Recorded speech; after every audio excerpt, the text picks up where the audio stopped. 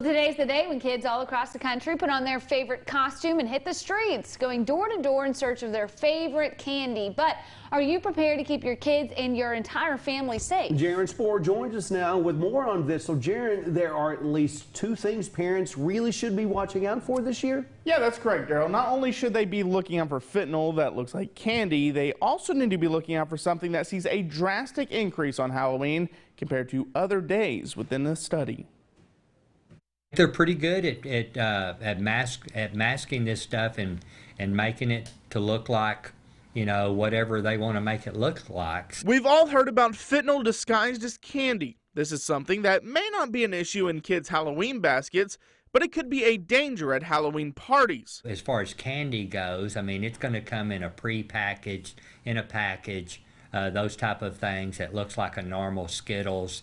So those type of things, like maybe eating candy out of a candy bowl or something like that, maybe you would, you know, want to refrain from that, or serving it that way. If your child does become exposed to fentanyl, there are signs you should look out for. Unresponsiveness, awake but unable to talk, your body very limp, face is pale and clammy, blue lips, fingernails, and skin. Some other symptoms are your breathing is slow, your pulse is slow, or you are making choking type sounds.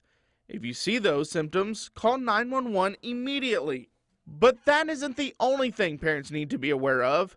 In fact, a study in 2019 looked at the week before Halloween and the week after Halloween, and it showed the risk for pedestrian fatalities is 43% higher on Halloween compared to any of the other evenings. I think people around here have been very careful over the years, and again, they're doing the same thing this year. They're actually taking the initiative in some of these areas where we see a higher volume of people traveling across town to go and do their trick-or-treating. Those areas are actually taking the initiative to hire off-duty officers or security from other companies or other agencies to come out and work that to keep it safe. So some tips if you go trick-or-treating: go while it's still light outside and provide your kids with flashlights or reflective gear. But those are just some of the tips. IPER says parents should also do one other key thing. Talk to them before you go out there.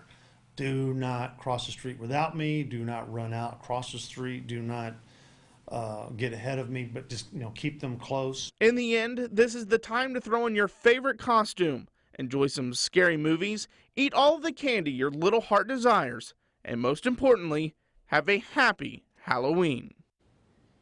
Now, IPER also says it's not just up to the pedestrians to keep themselves safe. He says drivers need to be aware as well. He said to drive slower, roll your windows down, and also turn your music down while driving so you can hear better. Okay, always good tips and reminders for sure. Jaron, thank you so much.